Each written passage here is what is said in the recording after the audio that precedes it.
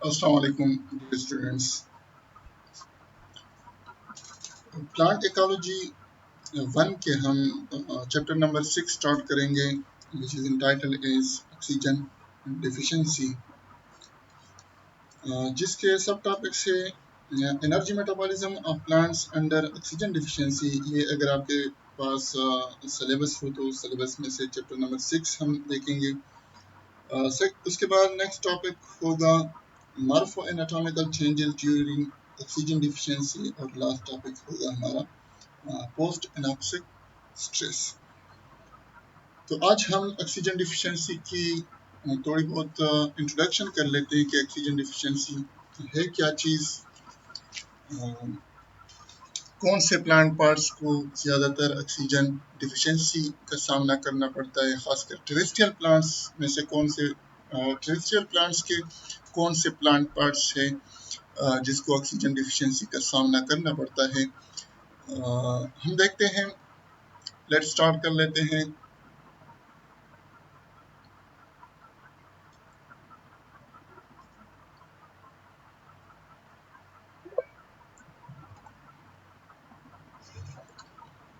Common soils consist of 4 components. पहले भी हम पढ़ चुके हैं कि कॉमन साइल्स जो आम साइल है, नॉर्मल साइल्स जो है, they consist of 4 parts. One is the soil particles, water, air, और उसमें साइल ऑर्गेनिजम्स आते हैं। साइल ऑर्गेनिज्म में प्लांट रूट्स भी शामिल है। Freely draining soils can only retain water in pores with diameter smaller than 10 to 16 micrometer, यानी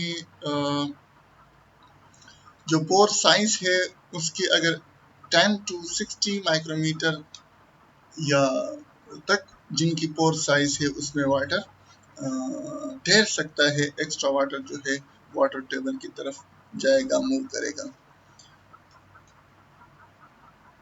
even at water saturation up to the field capacity. Field capacity का जिक्र पिछले लेक्चर्स में हो चुका है। The air field pore volume is 10 to 30%, यानी air का वॉल्यूम अगर हम एक नॉर्मल साइल ले लें तो अगर एक 100 ml का साइल हम ले लें तो 100 ml में से 10 to 30 ml तक एयर हो सकता है। बाय वॉल्यूम की बात हो रही है। However, in partially or permanently waterlogged soils, waterlogged soils कौन से हैं? ये आपने प्रीवियस प्लांट फिजियोलॉजी या प्लांट इकोलॉजी के उसमें पढ़ा है कि वाटरलॉग्ड साइल्स कौन से साइल्स है, यानी जिसमें वो साइल्स जिसमें वाटर टेबल सरफेस तक आ जाए, साइल सरफेस तक आ जाए, उस साइल को हम वाटरलॉग्ड साइल्स कहेंगे। यानी वो उस साइल में जो एयर पोर्स है, जहाँ पर एयर होना चाहिए, these air pores या these pores are totally occupied by water. There are almost no air-filled pores as the air dissolves in water.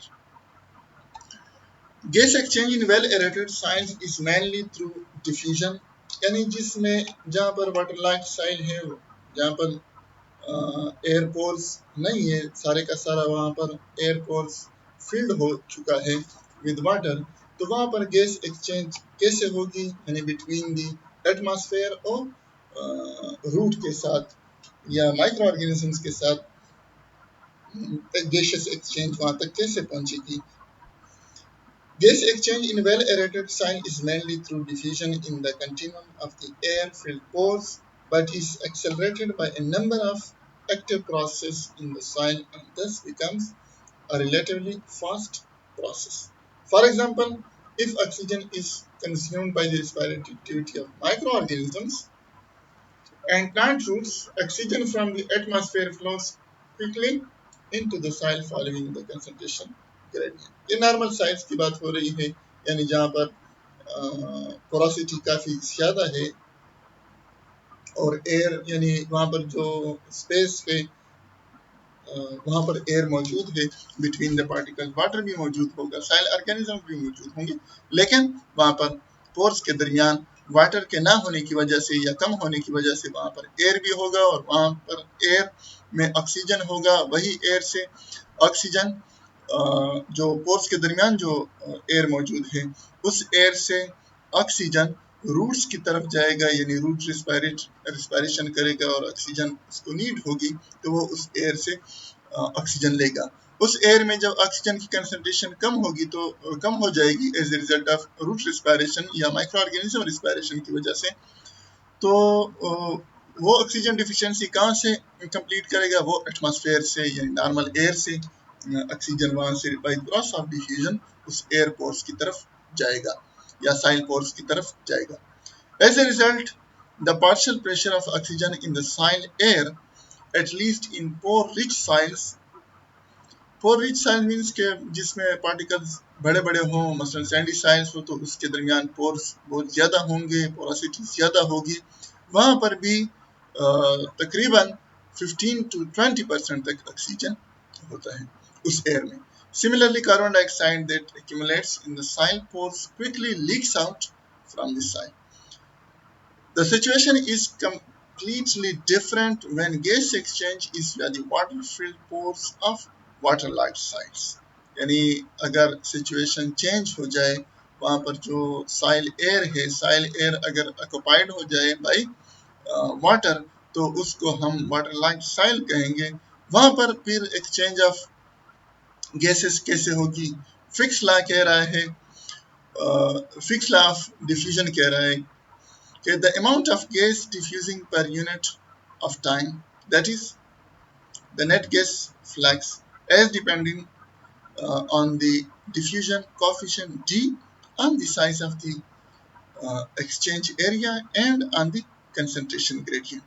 ये ला कह रहा है कि सिंपल वर्ड में अगर हम इसकी बात कर लें कि यानी डिफ्यूजन उस वक्त ज्यादा होगी जब डिफ्यूजन ग्रेडियंट एक जगह पर एक मॉलिक्यूल की कंसंट्रेशन बहुत ज्यादा हो, यानी उसमें फर्क ज्यादा हो, दूसरी साइड पर बहुत कम हो उसकी कंसंट्रेशन, तो डिफ्यूजन का प्रोसेस स्पीड अप होगा, तेजी के साथ movement of molecules from its higher concentration से टुवर्ड इट्स लोअर कंसंट्रेशन होगी।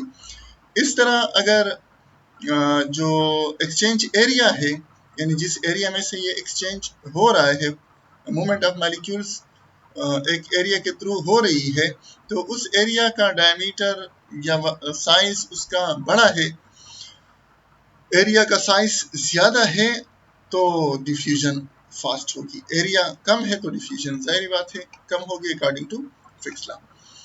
At the same temperature, the diffusion coefficient of oxygen in water is about 10,000 times तकरीबन, या exactly अगर हम बात कर लें तो 11,300 times smaller than in air.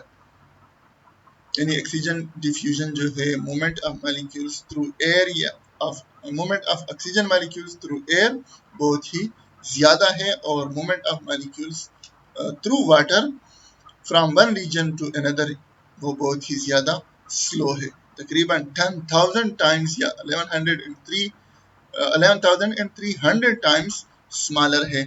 क्यों? क्योंकि ऑक्सीजन बहुत ही ज्यादा कम सॉल्युबल है, यानी बहुत ही low solubility of oxygen in water, तकरीबन कितना एक लीटर ऑफ वाटर में तकरीबन 0.03 मिलीलीटर ऑफ ऑक्सीजन डिसॉल्व हो सकता है। Thus, gas exchange in waterlogged soil is very low and oxygen becomes one of the limiting factors for growth and the development of plants. खासकर problem कौन से plant parts को वाटरलॉग्ड soil में problem होगा?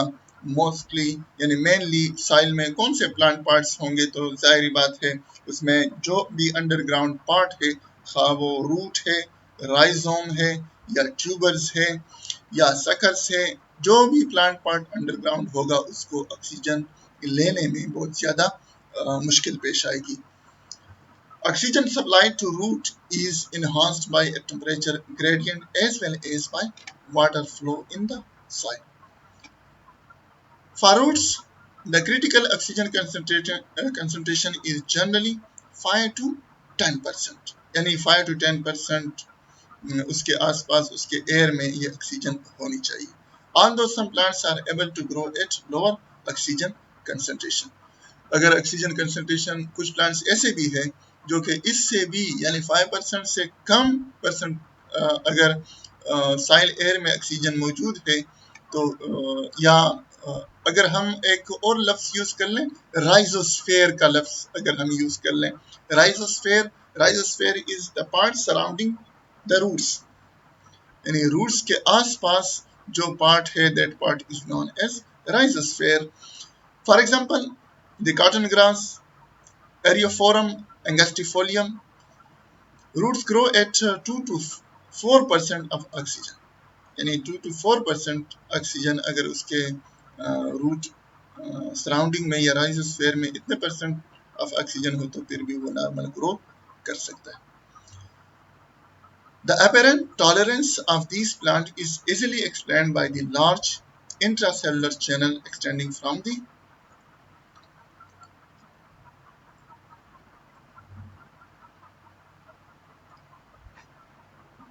intracellular channels extending from the their cortex वगैरह यानी उसके sales में इंट्रासेलुलर लार्ज इंट्रासेलुलर चैनल्स होते हैं जिसकी वजह से उसमें एयर कैविटी या एयर स्टोरेज कैपेसिटी हो सकती है और वहाँ से वो ऑक्सीजन ले सकते हैं इवन अगर आउटसाइड द इन्वायरमेंट ऑक्सीजन की कमी क्यों ना हो.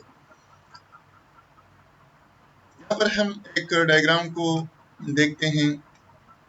4 कंपोनेंट सिस्टम डायग्राम है. यहाँ पर आपको पता है रूट स्ट्रक्चर का राइजोडर्मस या एपिडर्मस या एपिब्लिमा ऑफ द रूट, ये रूट उसके इनसाइड रूट कॉर्टेक्स है इस साइड पर.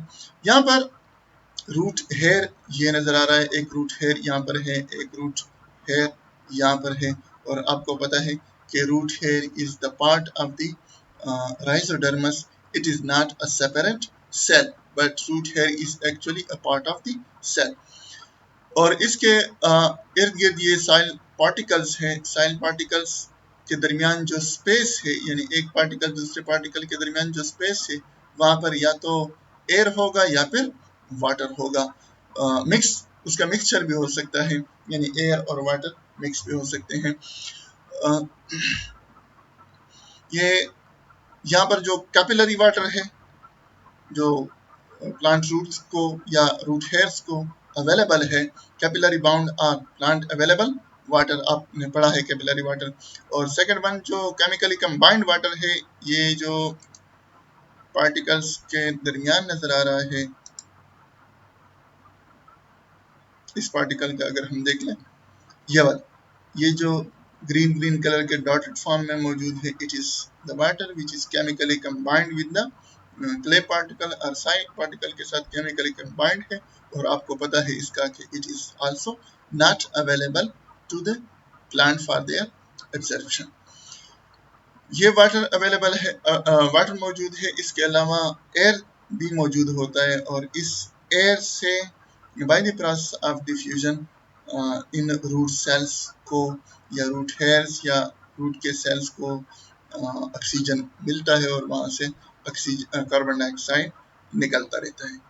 यानी यहाँ पर ऑक्सीजन कंजम्पशन की वजह से यहाँ पर कंसंट्रेशन ऑक्सीजन की कम होगी प्लांट रूट सेल्स में और यहाँ पर एज ए रिजल्ट यहाँ से डिफ्यूज करेगा इन एयर स्पेसेस से या साइल एयर से.